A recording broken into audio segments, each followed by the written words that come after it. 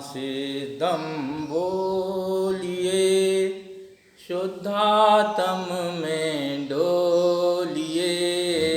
ओम नमः सिद्धम बोलिए, शुद्धात्म में डोलिए। 4 बार बोलना है। ओम नमः सिद्धम, ओम नमः सिद्धम, ओम नमः सिद्धम, ओम नमः सिद्धम, ओम नमः सिद्धम, ओम नमः सिद्धम, ओम नमः सिद्धम, ओम नमः सिद्धम। कब से पर में भटक रहे हो, कब से पद में भटक रहे हो, मोह माया में अटक रहे हो, मोह माया में अटक रहे हो। बिन केवट की नैया चढ़ के क्यों भव सागर डूब रहे हो। बिन केवट की नैया चढ़ के क्यों भव सागर भटक रहे हो। जागो, जागो, आत्म से अपनी नेहा लगाओ, आत्म से अपनी नेहा लगाओ। गायक बन आत्म सुख पाओ, गायक बन आत्म सुख पाओ। ओम नमः सिद्धम, ओम नमः सिद्धम, ओम नमः सिद्धम, ओम नमः सिद्धम, ओम नमः सिद्धम, ओम नमः सिद्धम, ओम नमः सिद्धम, ओम नमः सिद्धम। ओंकारमयी सिद्ध स्वभाव, उसको मैं नमस्कार करता हूँ, नमन करता हूँ। ये भाव है इस मंत्र का, ओम नमः सिद्धम। क्योंकि इस ओंकारमयी स्वभाव के आश्रय से जीव स्वयं ओंकारमयी हो जाता है। एक दूसरा मंत्र भी है जैन दर्शन का मूल मंत्र, ओम नमः सिद्धेभ्यः। ओम नमः सिद्धेभ्यः का मतलब क्या है कि हम ओंकारमयी सिद्ध भगवंतों को नमस्कार करते हैं। भगवान को नमस्कार करने से क्या होगा? पुण्य का बंध हो जाएगा। बंध तो बंध ही है, चाहे पुण्य हो चाहे पाप हो, बंध तो बंधन का ही कारण है। और ओम नमः सिद्धम बोलने से सिद्ध स्वभाव में समा जाता है। बराबर। और सिद्ध स्वभाव में समा जाएगा तो स्वयं भगवान बन जाएगा। ऐसा महान जैन दर्शन है जो तीर्थंकरों की वाणी से उद्धृत हुआ है, प्रकट हुआ है। भगवान हमारे परम पूज्य हैं, इष्ट हैं व्यवहार से। भगवान महावीर स्वामी ने आदिनाथ स्वामी का सहारा नहीं लिया, न पारसनाथ स्वामी का सहारा लिया उन्होंने। किसका सहारा लिया था? अपनी आत्मा, अपने शुद्धात्मा का। ओंकार स्वरूप का सहारा लेकर सारे हमारे तीर्थंकर भगवान बन गए और इसी बात का उद्घोष कर गए अपनी वाणी में। इसी बात का उद्घोष, भगवान की वाणी में क्या निकला? देखो आज पंचम काल चल रहा, अपन देख रहे हैं प्रत्यक्ष उसका महिमा देख रहे हैं कैसा है, महाविकराल है? विनाश की लीला पूरी चल रही है। लाखों लोग मर गए और हजारों लोग मर रहे हैं रोज प्रतिदिन अभी भी, और मरते रहेंगे। तो क्या है, मनुष्य भी संसार में सर्वोत्कृष्ट प्राणी हैं। बराबर। मेरा एक वर्षावास हुआ था, हम लोगों का 2.5 महीने का वर्षावास होता है। उसमें अमेरिका में पढ़ने वाला एक बच्चा MS कर रहा था वहाँ से, बहुत बुद्धिमान, और उसके संस्कार इतने आध्यात्मिक थे कि वो पूरा उसने सारे कार्य छोड़कर उसने 1 महीने तक सानिध्य किया, सत्संग किया उसने। और जाते जाते हमको भी झनकोर करके रख दिया उसने ऐसा प्रश्न किया कि सोचना पड़ा। इसको कहते हैं बुद्धिमानी। देखो, अपने अपने पास बुद्धि है, सबसे पहले तो इस बुद्धि को अपने को टर्न करना है। ये बुद्धि कहाँ कर रही है? संसार, शरीर, भोगों के कार्य में लगी है। इसको टर्न करना है कि अब मुझे, क्योंकि ये छूटने वाले हैं, भोग कितने प्राप्त हुए और सब छूट गए, और उसके बाद आकुलता ही मिली, सुख तो मिलेगी। अनुभव प्रमाण बात देखो, धर्म अनुभव प्रमाण है, इसको अनुभव से ही सिद्ध किया जा सकता है। उसी का नाम धर्म है, जो अनुभव से सिद्ध वो धर्म। और शास्त्र खूब ज्ञान है, बहुत बुद्धिमान है, बहुत शास्त्र ज्ञान है, क्वेश्चन बहुत अच्छा कर लो आप, और आत्मा को नहीं जानते, आत्मा का अनुभव नहीं करते, तो सब बेकार। तो अनुभव करने का लक्ष्य जिसका बन जाता है, लक्ष्य धन कमाने का लक्ष्य बनाना पड़ता है, तब दुकान चलती है। और तुम दुकान बनी बनाई दुकान बैठ गए तो बर्बाद कर दो दुकान। लक्ष्य नहीं तुम्हारा। जो पुरुषार्थ से जो प्राप्त किया जाता है वो सिद्ध होता है। पुरुषार्थ संसार में नियम देखो, सिद्धांत सब जगह लागू होता है। जैन दर्शन के महान सिद्धांत हैं, एक द्रव्य से दूसरा द्रव्य अत्यंत भिन्न है, कोई किसी का कर्ता नहीं है। आत्मा ज्ञान स्वभावी है। कैसी कैसी ज्ञान स्वभावी है? दर्पण की तरह। बराबर है। दर्पण गंदा होना, चेहरा नहीं दिखाई देता उसमें, और साफ हो तो जैसा का वैसा। हमारी आत्मा भी ऐसे ही है। आत्मा गंदी है तो, आत्मा गंदी है तो कुछ दिखाई नहीं देता, आत्मा शुद्ध है तो सब दिखाई। तो उस गंदगी को जानना कि मेरी आत्मा तो शुद्ध है, साफ है, तो गंदगी कहाँ से आ गई? गंदगी बाहर से आ गई। अनादिकाल से ये जीव संसार में परिभ्रमण करता। उस लड़के ने भी यही प्रश्न किया था कि महाराज जी आप तो कहते हो कि एक द्रव्य से दूसरा द्रव्य अत्यंत भिन्न है, फिर ये बताओ। एक जैन दर्शन ही इसको बात को मानता है, बाकी दर्शन नहीं मानते। कोई दर्शन नहीं मानता। कोई किसी भगवान को कर्ता मानता है, कोई अल्लाह को कर्ता मानता है, कोई और किसी को कर्ता मानता है, कोई किसी को कर्ता मानता है। कोई ना कोई कर्ता मानता है इस जगत का। ये सारी व्यवस्था कैसे चल रही है? जैन दर्शन के अलावा अनुसार चल रही है, या हिंदू दर्शन के अलावा चल रही है, बौद्ध किस दर्शन के अनुसार चल रही है व्यवस्था बताओ? क्योंकि जी तो सभी एक साथ हैं, अपन एक ही जगह बैठे हैं, एक सा खाना पीना सब कुछ, सब एक प्रकार से सब पूरा भोग कर रहे हैं। फिर वास्तव में आप कहते हो करता नहीं, तो करता कौन है फिर इसका? क्या जैन दर्शन कहता है एक तरफ से दूसरा तरफ का करता नहीं है, प्रत्येक तरफ स्वतंत्र। पर एकांत से पकड़ेंगे ना, कुछ सिद्ध नहीं होने वाला। ये जीव ही संसार का करता है, ये भी स्वीकार करना पड़ेगा तुम। ज्ञान का विषय है, श्रद्धान का विषय नहीं है। ज्ञान और श्रद्धान के विषय ही अलग है। क्या ज्ञान में तो लोकालोक प्रमाण ज्ञान है, तीन लोग को जानता है, सबको जानता है, अच्छा जानता है, बुरा जानता है, मेरा जानता है, सबको जानता है, शरीर को जानता है। शरीर में रहना कोई अपराध थोड़ी है। इतना मार्मिक प्रश्न उसने पूछा क्या कि वास्तव में ये बताइए, जैन दर्शन कहता है कि एक द्रव्य का करता है, दूसरा द्रव्य नहीं, कोई भगवान नाम की शक्ति नहीं जो इस सृष्टि की करता है। फिर संसार का करता कौन है? वो तो था, देख रहे हैं, जीव जनता है, मरता है, और संसार में रहकर जब तक रहता है, आयु रहती है, तब नाना प्रकार के भोग करता है। सुख भोगता है, दुख भोगता है, अनुकूलता है, प्रतिकूलता है, सब मिलती है उसको। बताओ, प्रश्न करना पड़ेगा। ऐसे मूक रहने से काम, हर चीज़ का विचार करना पड़ेगा, क्योंकि विचार करने की शक्ति इस मनुष्य प्रयास में ही है, पर उसके लिए दिशा है। 6 द्रव्य को नहीं जानेंगे तो वस्तु व्यवस्था समझ में आने वाली नहीं। 9 पदार्थ को नहीं जानेंगे तो संयोगी दशा का पता नहीं चलेगा आपको।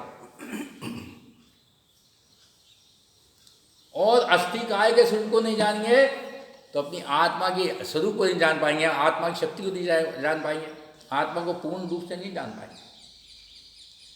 और 7 तत्व को नहीं जाना तो कुछ नहीं जाना कुछ। इसलिए तारन स्वामी ने गाथा दी माता की 10वें नंबर की गाथा, जे सप्त तत्वम षट तत्वयुक्तम पदार्थ काया गुण चेतनित्वम विश्वम प्रकाशम तत्वान वेदम श्रुतदेव देवम शुद्धात्म तत्वम। क्या कहना है? जे सब तत्वम षट तत्वयुक्तम पदार्थ काया गुण चेतनित्वम विश्वम प्रकाशम तत्वान वेदम श्रुत देव देवम शुद्धात्म तत्वम। वो कौन है जिसमें 27 तत्व समाये हुए हैं? बताओ। वह शुद्धात्म तत्व है, वह मेरा आत्मा है जिसमें 27 तत्व समाये हुए हैं। जैन दर्शन अनेकांत दर्शन है, एकांत से किसी चीज को नहीं स्वीकार करता है। अनेकांत मतलब कि उसको परीक्षा से सिद्ध करता है, अनुभव से सिद्ध करता है। परीक्षा प्रधानी है। मैं कह रहा हूँ इसलिए आत्मा हो, ऐसा नहीं। हम सब आत्मा बैठे कि नहीं? अच्छा, काय की कीमत है? राजा भोज के दरबार में राजा भोज बहुत प्रसिद्ध रहे, वो विद्वानों का बहुत सम्मान करते थे। एक विद्वान पूरे भारतवर्ष का चक्कर लगा के आया, उसके अंदर एक प्रश्न था, उसका उत्तर नहीं मिल रहा था उसको। लोगों ने कहा भैया तुम उज्जैन चले जाओ, वहाँ राजा भोज का शासन है और राजा भोज विद्वानों की बहुत कीमत करते हैं और विद्वानों का पालन करते हैं। उनके दरबार में बहुत सारे विद्वान हैं, हमारे प्रश्न का समाधान हुए बिना नहीं रहे, हो ही जाएगा। और राजा भोज को समाचार मिला, एक भिक्षुक मुझसे मिलना चाहता। उन्होंने कहा बड़े सम्मान पूर्वक, तो मैं सम्मान करता था, साधु का सम्मान करता था। बुलाया उसे, बड़े सम्मान से बिठाया, अपने बराबरी से बिठाया उसको, उससे निवेदन किया महाराज बोलिए क्या प्रश्न है?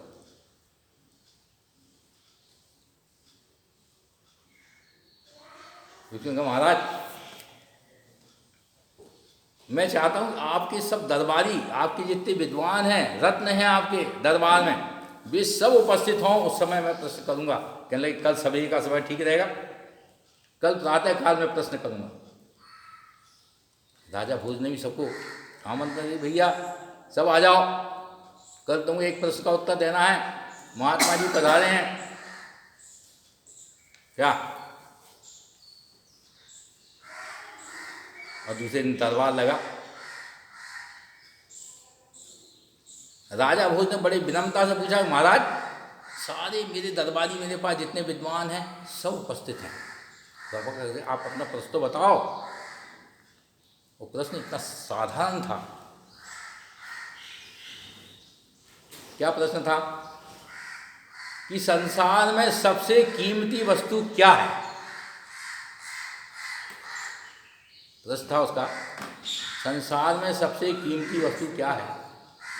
बताओ, इतना बड़ा राजा बैठा है सिंहासन पे, उसकी प्रजा के लोग सब बैठे हैं, बड़े शांति से सुख से जीवन जी रहे हैं पूरे उसके राज में, वो क्या मानेंगे? उनके लिए क्या सबसे बड़ी वस्तु है? राजा। एक साथ सभागृह में उत्तर निकल गया, हमारे महाराज सबसे कीमती हैं, महाराज की जय हो, महाराज की जय हो, गूंज गया पूरा सभा हाल। महात्मा जी भी धीरे से मुस्कुरा दी। राजा ने महात्मा जी की तरफ देखा, आपको आपकी प्रश्न का उत्तर मिला कि नहीं मिला?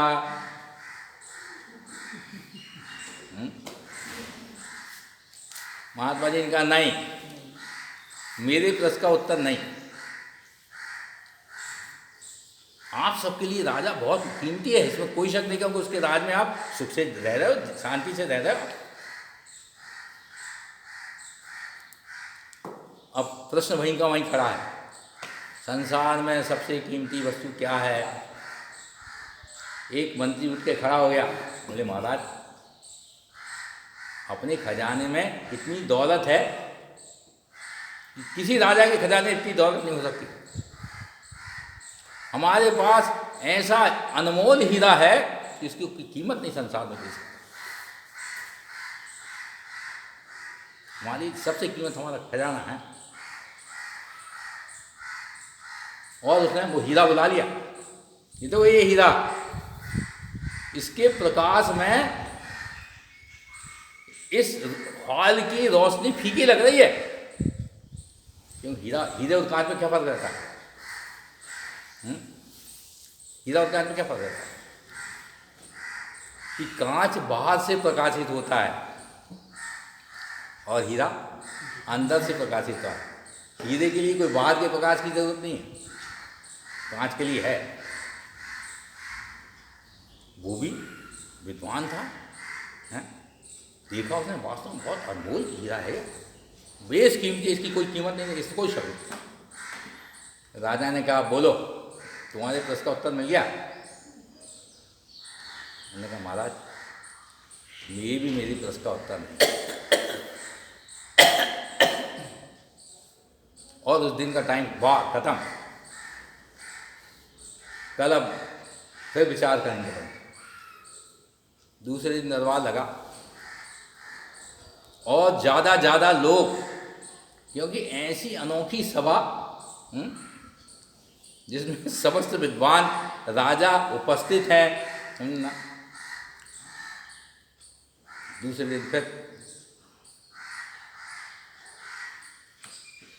मंत्री ने महाराज से कह दिया था कि पहले कि कल आपकी जो पटरानी है ना, पूरे बनाव श्रृंगार के साथ उपस्थित हो जाएं। और बस महाराज की पटरानी पूरे श्रृंगार के साथ रत्न आभूषणों के गहने पहनकर, सुंदर वस्त्र धारण करके, हैं, अपनी नौकरानियों के साथ, अन्य रानियों के साथ आगे आगे चल के आ रही है। और वास्तव में उसका रूप लावण्य देखकर सब लोगों की निगाह उसकी तरफ चली गई। वाह वाह, महारानी का सौंदर्य कितना अनुपम है, कितनी सुंदर है।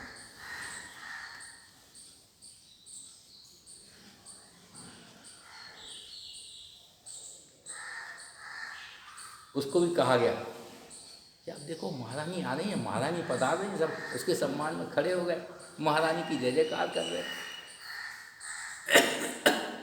जो प्रधानमंत्री था खड़ा होकर बोला महाराज महारानी पधार गई हैं। और वो साधक विद्वान की तरफ मुंह करके बोलता है, साधक जी देखा आपने रानी का सौंदर्य? क्या ऐसा सौंदर्य कहीं है? सबसे कीमती हमारी महारानी है।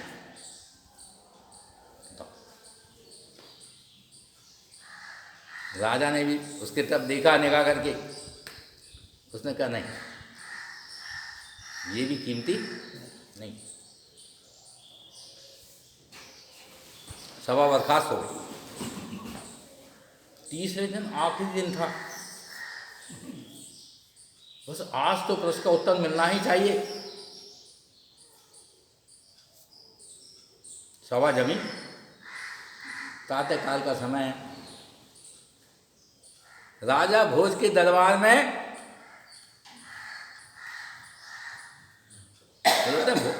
भाट लोग रहते हैं, वो बड़े भाट लोग बड़े प्रेम से नगाड़ा बजाते हुए, बाजा बजाते हुए और दरबार में आ रहे हैं। महाराज की जय हो, महाराज की जय हो। क्या हो गया? अरे आपके पुत्र के यहाँ पुत्र रत्न उत्पन्न हो गया है, इस राज्य का वारिस उत्पन्न हो गया है।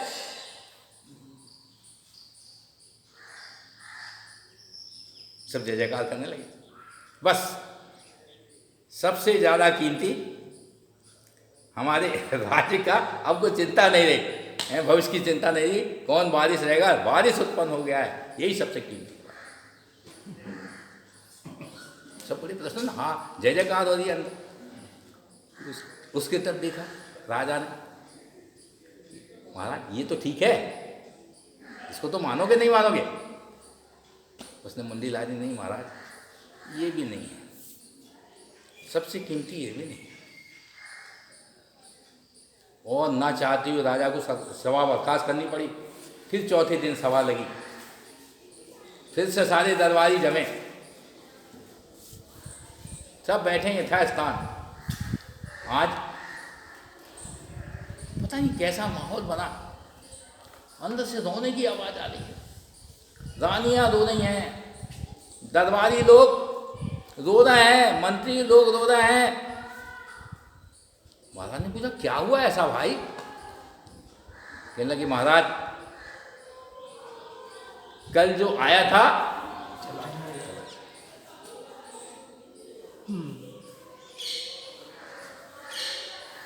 क्या, जो आया था चला गया, कल तक बहुत प्रसन्न थे, आज रो रहे हैं, कितना कीमती था। अब उस विद्वान की तरफ महाराज ने देखा, उनको गमनीम थे, उदास थे, बताओ क्या है? उसने कहा महाराज वास्तव में आपने सबसे बहुमूल्य वस्तु खो दी है।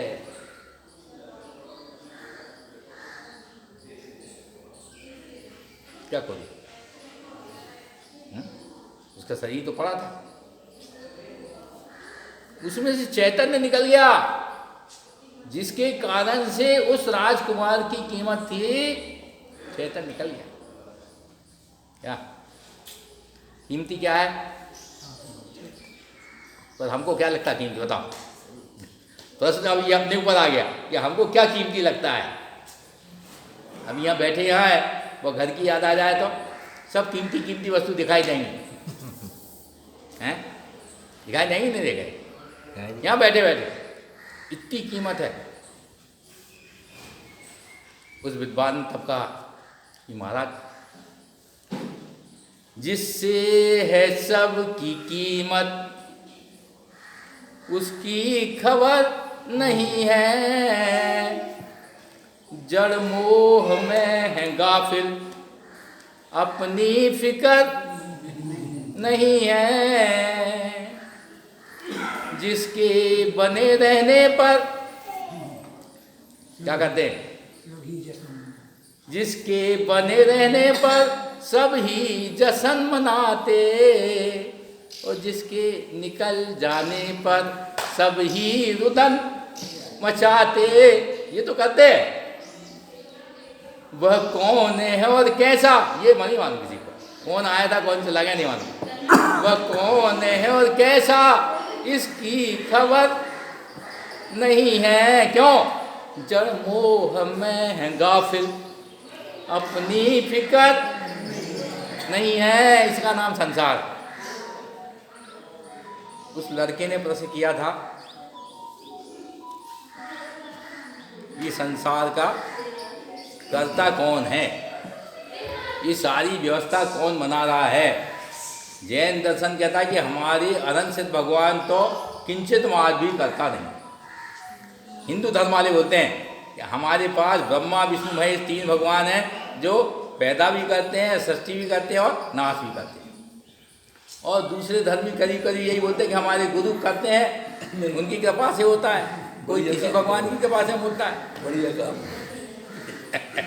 पर जैन दर्शन तो मानता नहीं, और सब संसार में एक से जी रहे। बताओ कि जैन जिस घर में जो काम करता है वही मुसलमान भी कर रहा है, वही ईसाई भी कर रहा है, वही बौद्ध भी कर रहा है। सारे धर्मावलंबी एक ही तरह से जी रहा है, एक ही तरह से खाना, एक ही तरह से पीना, एक ही तरह भोग करना, सब कुछ तो एक तरह से कर रहा है। फिर वास्तव में इस जगत का कर्ता कौन है? उसने प्रश्न किया था कि ये सारी सृष्टि की व्यवस्था क्या जैन दर्शन के मुताबिक चल रही है, या ये सृष्टि की कर्ता हिंदू दर्शन के अनुसार चल रही है, या बौद्ध दर्शन के अनुसार चल रही है? इस सृष्टि का कर्ता कौन है? हाँ, शांति बना रहा। बहुत अच्छे आप लोग आए, बहुत अच्छे। प्रश्न है ये, आपके अंदर कोई प्रश्न है? नहीं, क्योंकि फुर्सत नहीं है हमको ऐसे प्रश्न का ना विचार करने की फुर्सत है, ना इसका उत्तर तलाश करने की फुर्सत है। क्या बहुत बुद्धिमान लड़का, अमेरिका में MS कर रहा था वो, मास्टर ऑफ साइंस इंजीनियर था वो। मेरे से बोला महाराज जी इस प्रश्न का उत्तर आप ही दो। मैंने कहा तुमको क्या लगता है? कह रहे मुझे तो प्रश्न ही वास्तव में अंदर से नहीं मालूम कुछ भी, पर मेरा सोचता हूँ कि हम सब एक साथ एक सोसाइटी में रहते हैं, गांव में रहते हैं, सभी जाति के लोग रहते हैं, सभी धर्म के मानने वाले लोग रहते हैं, और सब एक प्रकार से जीते हैं, एक दूसरे के सुख दुख पर सहयोग करते हैं, आते जाते हैं, सामाजिकता सब कुछ तो निभाते हैं। फिर ये धर्म भेद क्यों है? जैन दर्शन की मुझे बहुत श्रद्धा है, क्योंकि बचपन से ही वो जैन था, जाति से बहुत श्रद्धा थी उसको। गुरु महाराज का, तारण स्वामी का परम भक्त था वो। उनका बेटा जैन दर्शन अनेकानवादी दर्शन है, जहाँ वो कहता है कि एक जब का करता दूसरा जब नहीं है, वहीं जीव जब को कहता है कि जीव द्रव्य ही वास्तव में संसार का रचयिता है। बहन जी को लग रहा होगा कुछ गड़बड़। आपका करता कौन है बताओ?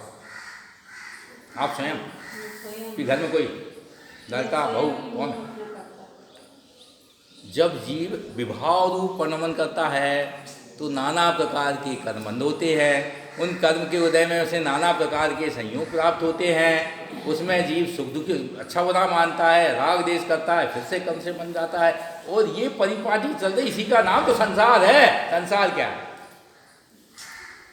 ये घर मकान मंदिर गुरुद्वारे हैं, किसने बनाया?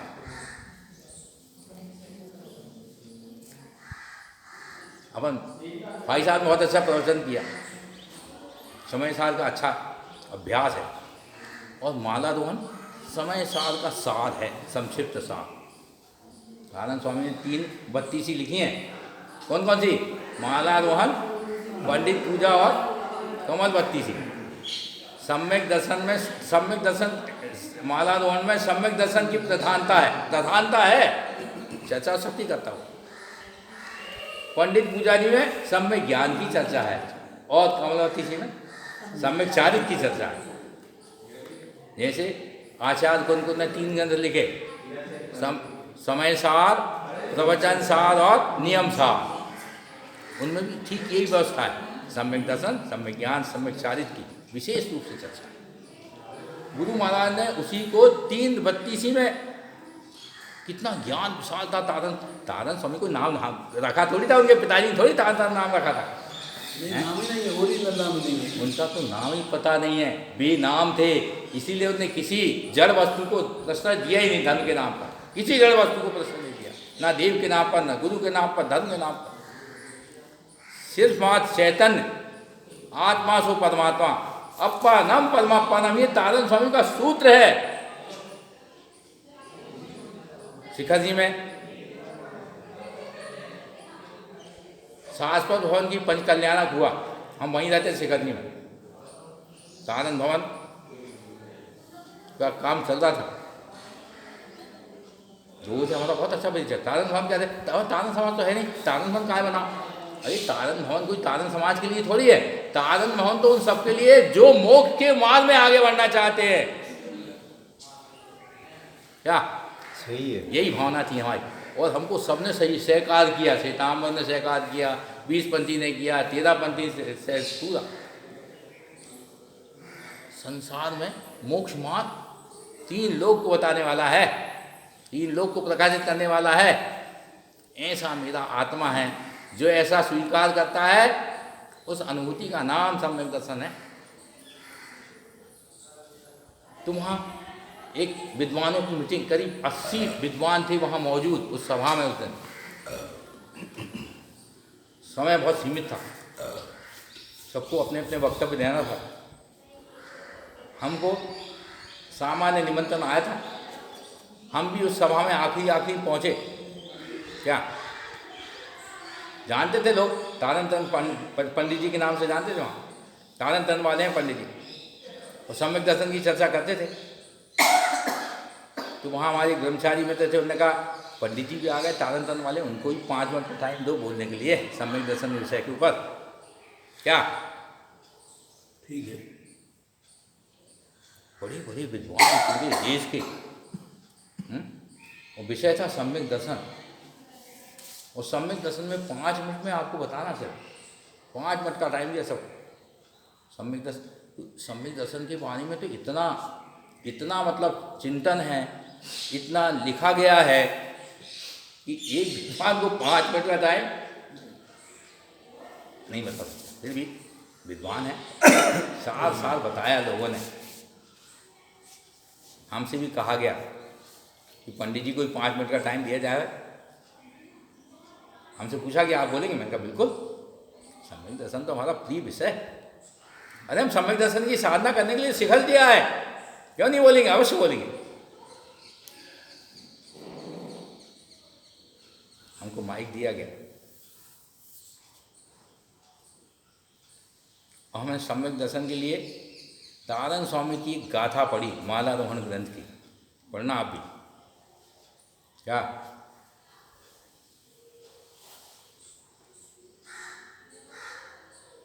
6 नंबर की गाथा मालारोहण की।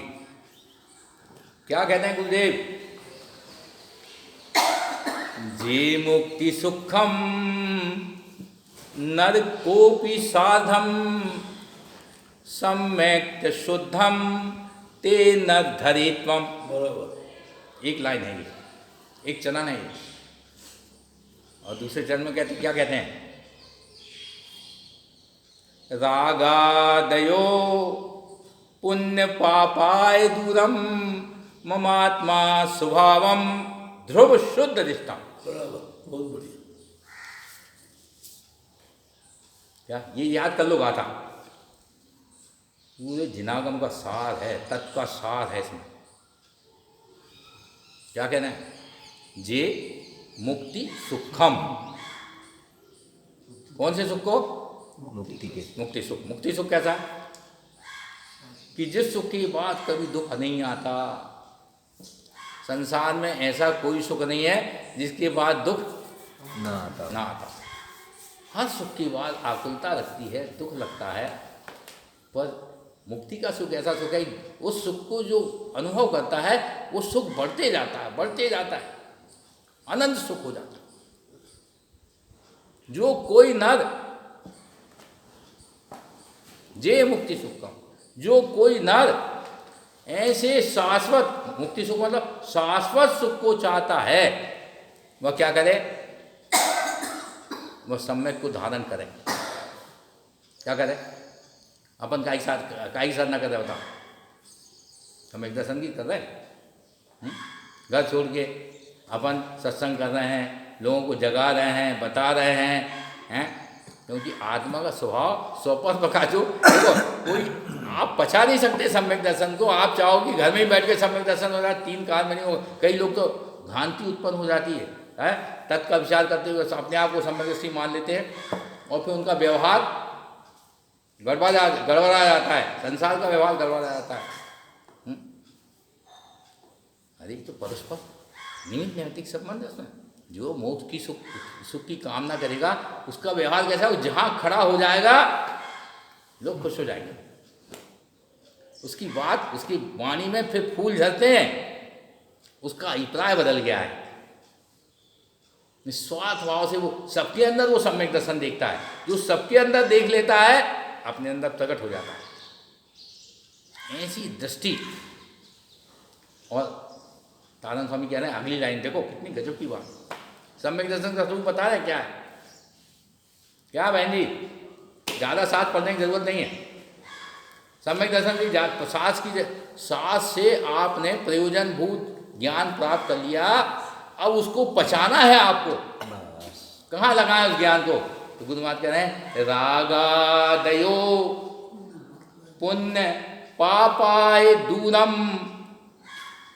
24 घंटे अपन कहाँ फंसे? राग देश में फंसे। कर्म की धारा चल रही है, कर्म के उदय से आत्मा में राग देश परिणाम उत्पन्न हो रहे हैं। तो कह रहे हैं ये पुण्य पाप जो हो रहे हैं, भाव हमारे शुभ भाव चल रहे हैं, इससे दूर आत्मा में चल रहा है ये भाव, किसी जड़ वस्तु में नहीं चलते भाव हैं। राग देश के भाव भी आत्मा में चलते हैं। रागादयो पुण्य पापाय दूरम कक्का ममात्मा स्वभावम ध्रुव शुद्ध दिष्टम। राग देश तो चल रहा ना, कायम चल रहा। क्यों साहब? कायम चल रहा, राग देश कायम चल रहा, पर्याय में चल रहा ना, है ना? क्योंकि मनुष्य पर्याय बैठे अपन, ये दो द्रव्य है, एक जीव द्रव्य, एक उद्गल द्रव्य है। दोनों की जाति अलग अलग है, असमान जाति के द्रव्य है दोनों के मेल से मिली है। क्योंकि सारा मेल तो पर्याय में है, द्रव्य में तो पर्याय है, कोई मेल ही नहीं है। कर्म का उदय कहाँ काम करता है? द्रव्य नहीं करता, काम करता है पर्याय। वो पर्याय कितने समय की होती है? एक समय। आ रही जा रही हर समय। दो पर्याय का कहीं मिलन नहीं होता। बस हिंदू धर्म में एक कथा है, क्या अभिप्राय हमारा इस बात को सिद्ध करने का, कथा सुनाने का नहीं। एक कथा है, गणपति जी बहुत बुद्धिमान थे।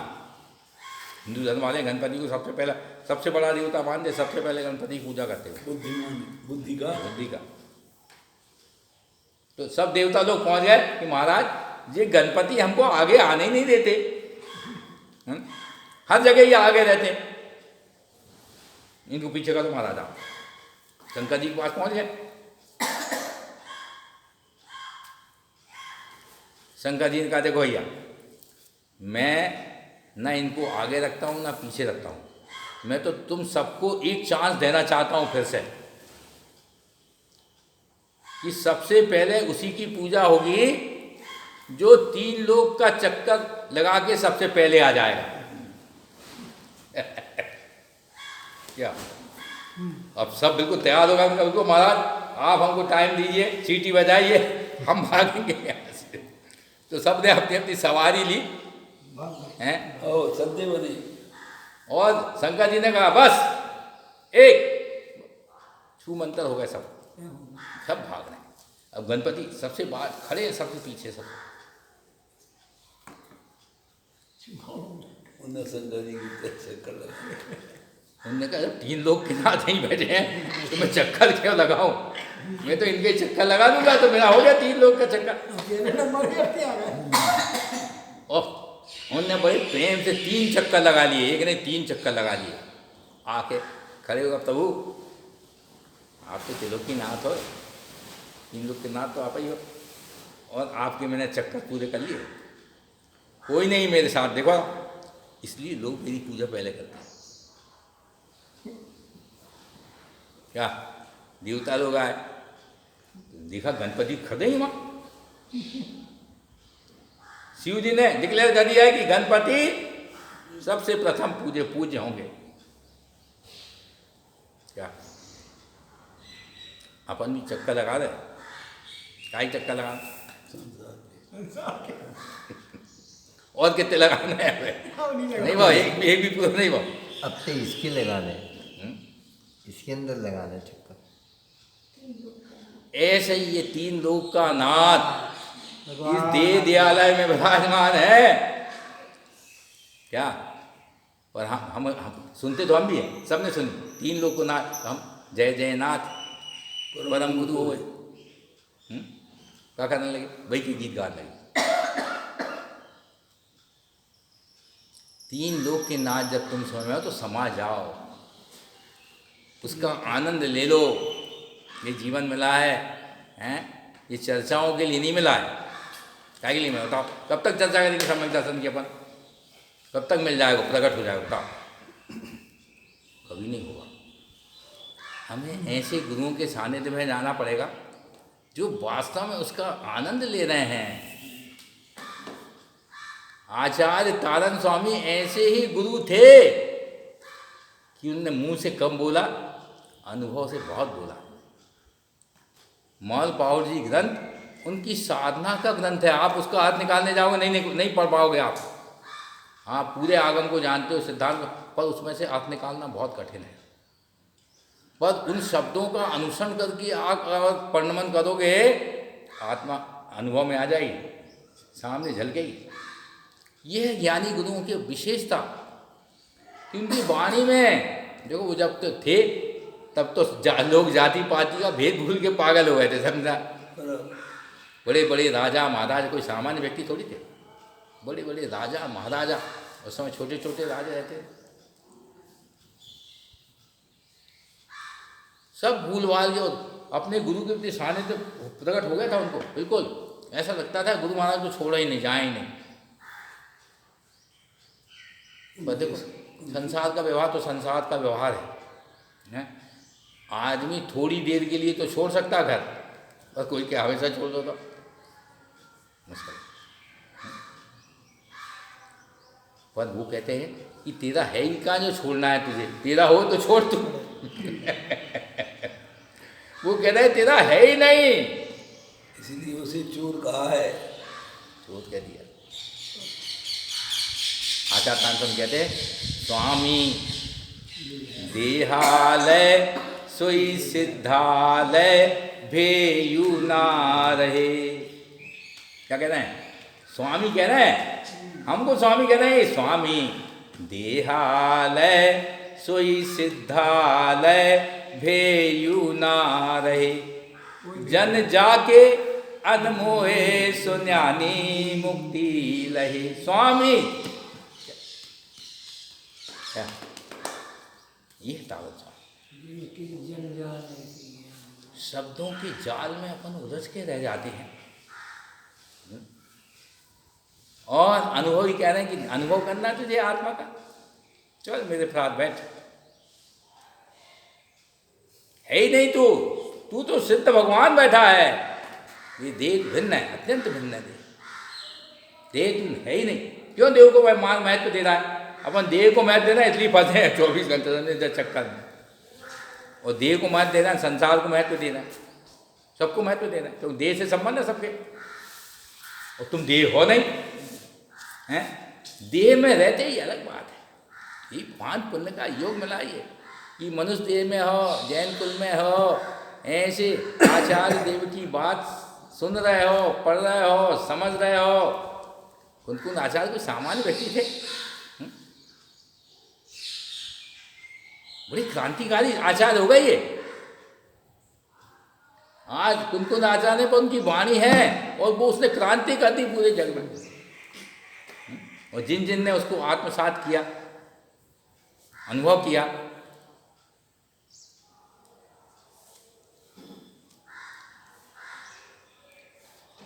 ये सबसे बड़ी बात है। अनुभव सबसे बड़ी बात है। और तारण स्वामी ने अनुभव के गीत गाए। अनुभव से ही वास्तव में अनुभव मतलब क्या? वैल्यू। अनुभव का मतलब क्या है? अपन मैं उसका महिमा तो खूब करते हैं, पर वो अनुभव क्या है? देखो, आत्मा के अंदर भी परिणमन चलता है। भाई साहब कह रहे थे कि सिद्ध भगवान के अंदर परिणमन नहीं चलता। सिद्ध भगवान तो शुद्ध द्रव्य है और द्रव्य अपरिणामी नहीं है। पर वो परिणमन अब विभाव रूप नहीं चलता, एक ही रूप चलता है। हमने अपने गुणों में ही परिणमन चलता है वह सिद्ध भगवान का। उसी तो उनको तारण स्वामी उनको उवन सिद्ध कहा। गुरु महाराज ने एक मंत्र दिया बहुत अच्छा, ओम नमः उवन सिद्ध नमो नमः। छदमत वाणी में एक मंत्र दिया, ओम नमः उवन सिद्ध नमो नमः। देखो, ओम नमः में भी पंच परमेष्टि स्वरूप को नमस्कार किया है। ओम नमः का मतलब होता है पंच परमेष्टि स्वरूप को नमस्कार। पंच परमेष्टि स्वरूप मतलब अरहंत सिद्ध आचार्य उपाध्याय जिसको नमन करते हैं वैसा ही पंच परमेश्वरी का स्वरूप है, उसको मैं नमन करता हूँ। फिर उसके बाद कहते हैं वन सिद्ध नमो नमः। सिद्ध भगवान अपने अनंत गुणों में प्रणमन करना है। वन मतलब प्रणमन करना है अपने गुणों में। ऐसे सिद्ध भगवंतों को नमो नमः, बार बार नमस्कार। क्योंकि नमन भक्ति, अरे जैन दर्शन में विनय भक्ति के बिना तो मार्ग प्रारंभ होता ही नहीं भैया। मुनि महाराज भी सठ आवश्यक में सबसे पहले क्या है उनका आवश्यक? विनय भक्ति, स्तुति वंदना, है ना। स्तुति वंदना पहला 6 आवश्यक में आवश्यक है। जिसका मुनि महाराज का, जिसने सब कुछ छोड़ दिया, स्वभाव में लीन रहते हैं, वे भी वंदना भक्ति करते हैं, स्तुति वंदना करते हैं। किसकी करते हैं? अपने स्वभाव में रहने ही तो उसकी स्तुति है। उसकी वंदना भक्ति क्या है? अपने स्वभाव में, स्वभाव के आशय से रहो, वही उसकी स्थिति, वही उसकी वंदना, वही समाना। क्या बहुत महान दर्शन है वास्तव में जैन दर्शन। जो जिज्ञासा बस भी इसको जान लेता है ना, वो बस कहीं नहीं जाता। फिर क्या जिज्ञासा बस, क्यों अपन इतने कष्ट उठा के यहाँ आए जंगल में, समझे कुछ नहीं है यहाँ, खाली पड़े कमरे, तो बहुत है सब खाली पड़े, कोई बिरले जीव समझे ना इस अवसर का लाभ ले पाते हैं, उसमें से अपन हैं।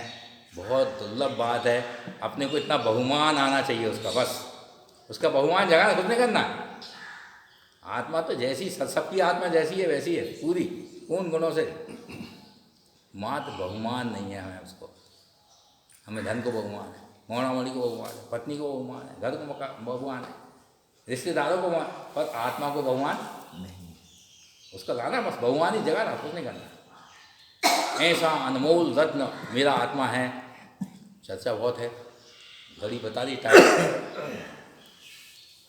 बोलो श्री गुरु महाराज की ओम नमः शिवाय। आ जाओ भगवान, एक आध भजन सुना दो। 5 बजे तक बोल दो आप। 5 बजे तक बोलो। नहीं अच्छा ठीक है। और इसके साथ ही शाम को ही, शाम को कितने बजे? 8 बजे से 9:30 बजे तक हो। वैसे महाराज जी का भी होता ही है शाम को रोज। जय नमो तत्पांचनांद आना